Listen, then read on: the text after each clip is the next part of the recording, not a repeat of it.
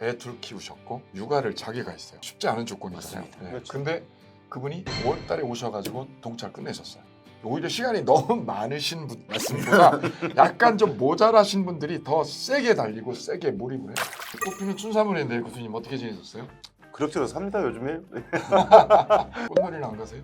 꽃놀이 할 시간이 없네요. 아 그러세요? 네. 아 제가 한번 초대하겠습니다. 교수님. 교수님 어떻게 지내시나요? 저도 뭐 맨날 강의하고 수업 준비하고 자료 만들고 하는 것 같습니다. 세월 가는 거 거의 모르시죠, 그죠? 근데 저는 맨날 부산이랑 서울 왔다 갔다 하니까 기차 안에서 밖을 아, 구경하면서 봅니다. 여기서 세상이 좀 먼 발치에서 보면 이뻐요, 그죠? 예, 수험생 질문 들어온 게 있어서 그거 같이 한번 토의를 해보고자 합니다.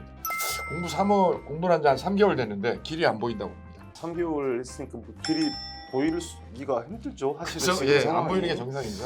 아직까지 뭐 적응하는 데만 좀 집중했으면 좋겠다는 생각이 들어요. 예. 아직 뭐 정리를 하고 하는 단계는 아닌 것 같고. 아직까지는 공부를 안 하셨던 분들은 특히나 공부하는 습관 정도 들이는 거? 아 이게 이런 거구나 하는 정도이지 뭐 뭔가 막 체계가 잡히고 한다는 게 더 이상한 것 같습니다.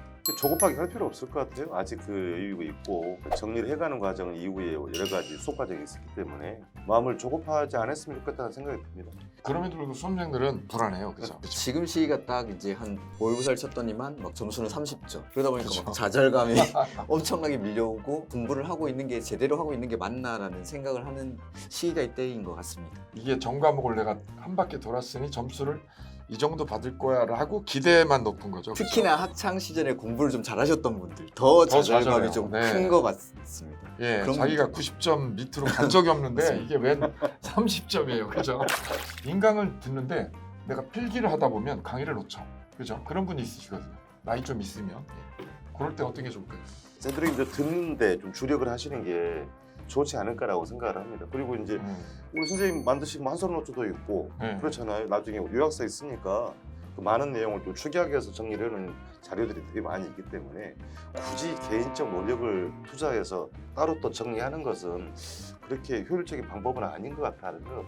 제 수험생 중에 기본서 책을 봤어요. 책을 봤더니 책 곳곳에다 뭘 써놨어요. 그 해당 테마에 그 줄 옆에다 써놔야 될 거 아니에요. 그래야 또 봐도 보는데 그게 아니라 곳곳에 막 전국에 돌아다녀. 이게 제가 그분 걸 보면서 느낀 거는 아 저럴 땐 차라리 안 쓰는 게 낫잖아요. 맞습니다. 저는 그래서 그냥 강의 노트를 아예 만들었습니다. 예전에 판사하던 시절에 걸 정리를 해가지고 이것만 해도 돼라고 해서 요거를 강의 노트로 만들어놨으니까 제 수업에는 뭐 따로 판서라든지 필기를 할 필요가 없고 다른 분들도 강의 노트를 쓰시는 분 있는 걸로 알고 있습니다. 그러니까 예. 그런 것들을 활용하시든지 하지 수업하는데 너무 이렇게 필기를 다 하려고 하면은 수업 내용을 정말 중요한 내용을 놓쳐버리니까 일단은 듣는 데 집중하시는 게 좋은 것 같습니다. 공부하는 시간이 많아야지, 그죠?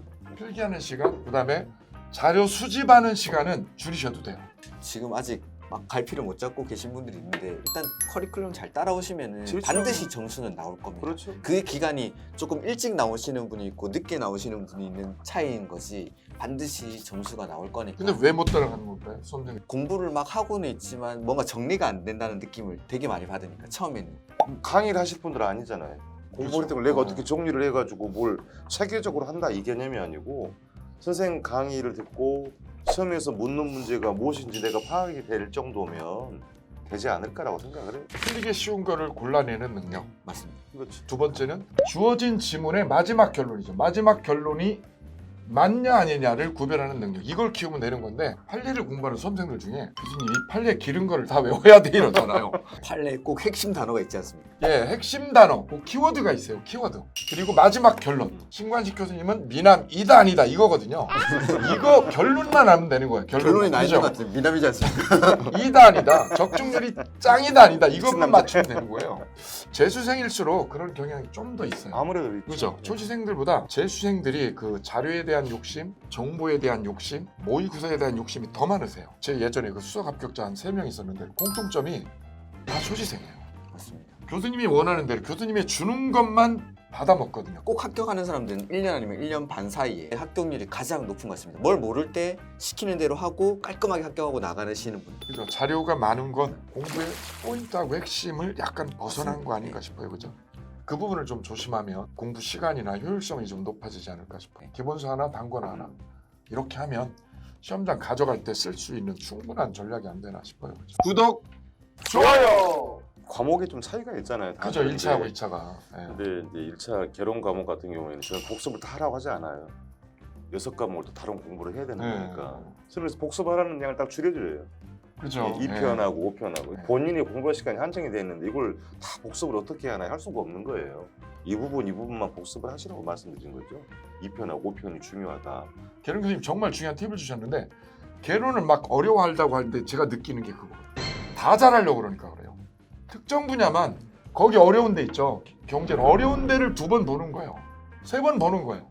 그게 길이거든요. 그게 3월 달에 봄에 제일 필요한 거는 개론을 혹은 민법을 전 범위를 다 뚫고 나가야 된다. 이러면 시간이 너무 많이 걸리고 그렇지. 실제 가지도 못해요. 그러니까 이게 그 수험생들이 전부 달라요. 이 학교 다닐 때 공부했던 자기 스타일, 배경이다. 역량도 배경이 다르고 다 뭐야? 다른데 옆에 분하고 비교해가지고 나는 안 되지 이렇게 하실 필요 전혀 하실 필요 없어요. 걔는 그 길 가는 예. 그분은 그 길, 나는 예전에 제가 이름 봤어요. 수학과 출신이더라고요. 근데 이제 수학과 출신이 학교 개론이 뭐 수학을 하는 건 아닌데 수리 개념이 나오니까 굉장히 편하게 받아들여요. 그분은. 개론 점수 모의고사 봐도 기본 90 항상 왔다 갔다 해요. 근데 민법을 본인 뇌 구조가 이 수학, 경제, 경영 이쪽 공부를 했다거나 이쪽에 할 일 하시는 분들은 민법 사고가 정말 안 됩니다. 정말 안 돼요. 저도 그래요. 저도 뭐 경영학과 출신입니다만 법 과목 정말 싫어합니다. 학교 다닐 때 상법도 싫었고요.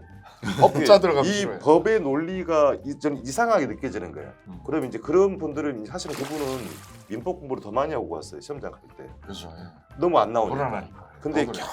겨우 19개 맞았다 그랬다고. 본인마다 다 다르거든요. 그러니까 음. 다른 분과 그 비교를 하지 말고요.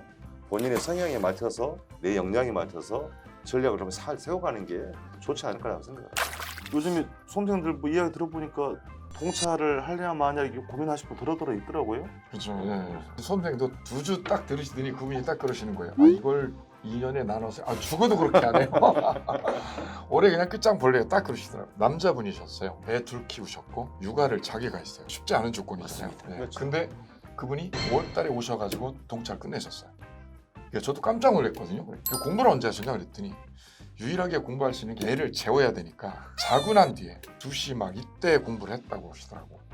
그러다 보니까 시간이 너무 이제 모자라니까요. 그 집중력이 보통 사람의 한 2배가 됐다고 그러시더라고. 오히려 시간이 너무 많으신 분보다 약간 좀 모자라신 분들이 더 세게 달리고 세게 몰입을 해요. 저 그 짧은 기간에 그걸 동차를 해낸 걸 보고 어떻게 그렇게 하셨어요? 그랬더니 머리가 좋으신 거예요. 그랬더니 자기는 그게 아니라 내년 되면은 자기가 이걸 못할 거라는 걸 자기가 알았다는 거예요. 유일하게 올해 애들이 아직 못 걸어 다니니까 갓난아기라 못 걸어 다니고 누워만 있으니까 유일한 5개월이다. 미친 듯이 했다는 거죠. 학교 하는 게 동기부여, 간절함 이런 게 예. 꼭 좀 필요한 것 같습니다. 이게 성향이 있는 것 같더라고요. 학생들도 보니까 공차를 하기 힘들 것 같아 이런 분도 있고 나눠서 하겠다. 혼바 말씀하신 것처럼 언제 이걸 다 2년까지 하고 있느냐. 그래서 올해 안에 때려치고 나가야지 이런 분도 있더라고요. 그래서 정답이 있는 건 아닙니다만은 제 개인적 생각도 지금 3월 말 4월 초 들어가는 거니까 같이 예리스 동차 같이 준비를 하는 게 좋지 않을까라고 생각을 해요. 아무리 우리 부동산학개론이 어렵게 출제가 된 시험도 과락이 나고 그러지는 않습니다. 그래서 저는 민법은 공부를 안 하시면 과락이 납니다라고 늘 말씀드려요. 1차만 따져보면 저는 당연히 개론보다 민법 많이 하셔라. 그게 훨씬 전체 합격 점수를 받는데 중요한 방법이라고 생각을 합니다. 2차 과목에 다 법 과목 맞습니다. 베이스를 깔아주기 때문에 일단 민법을 뭐 아주 잘하진 못해도 어느 정도는 잡혀야 중개사법도 공법도 세법도 다 끌고 가거든요. 근데 저는 그래 국가대표 룰이라고 그러고 국룰이라고 저는 추천을 하는데 저 교수님 이거 올해 꼭 따야 되는데 어떻게 하면 좋아? 이렇게 질문하는 분 계세요. 그죠? 그때 저는 답으로 꼭 드리는 게 이거거든요. 6월 달에는 무조건 절대적으로 중개사법에 21일에 목숨을 걸어라. 왜냐면 그때 중개사 2차 과목 중에 3개 중에 하나는 원서 접수하기 전에 2차 과목 중에 뭔가는 하나 손에 잡혀야 돼요. 근데 원서 접수하는데 뭐 2차가 되는 거 하나도 없고 1차도 뭐 간당간당하고 이러면 이게 너무 불안한 거예요. 그냥 스스로 불안해져요. 그래서 저는 그 불안을 효과적으로 대처하는 방법이 공법이 좋으신 분은 공법을 깨도 돼요. 예, 공시세법이 좋아서 공시세법을 깨도 돼요. 왜 좋아하는 분 있어요, 공법? 실무하신 분 중에 공법 좋아하시는 분 있어요. 계시더라고요. 해야 됩니다. 효과적으로 효율성을 따지자면 중개사법을 3번을 돌리라는 거예요. 20일 동안. 중개사법이 70점대 갔다 그러면 남은 기간 동안 한 5개월 동안 돌려먹기 해도 남는데 중개법에서 점수를 80점 이상을 받지 못하면 상당히 좀 어려워요. 힘들어집니다. 공부를 하실 때 일단은 1차 과목 점수를 어느 정도 평균 합격 점수 이상 올려놓으시고 일단은 중개법이 잡히는 거. 그게 동차를 도전하는 기준이 되지 않나 국룰입니다. 생각합니다. 국룰. 네. 그러니까 그리고 불안이 없어지는 건 없어요. 그죠? 맞습니다. 맞아요. 불안이 없어지는 건 시험을 포기했을 때 불안이 그냥 죽어야 돼. 그죠? 네. 수석 합격하신 분을 제가 봤는데 그분들이 시험 보기 전날까지 나 교수님 제발 60점만 맞게 해달라고 그랬던 분들이에요. 60점만 똑같아요. 그 불안의 정도는 똑같은 거예요. 그죠? 그냥 그대로 흘러가시면서 남한테 영향을 너무 안 받았으면 좋겠어요. 저는. 맞습니다. 공인중개사는 할컷!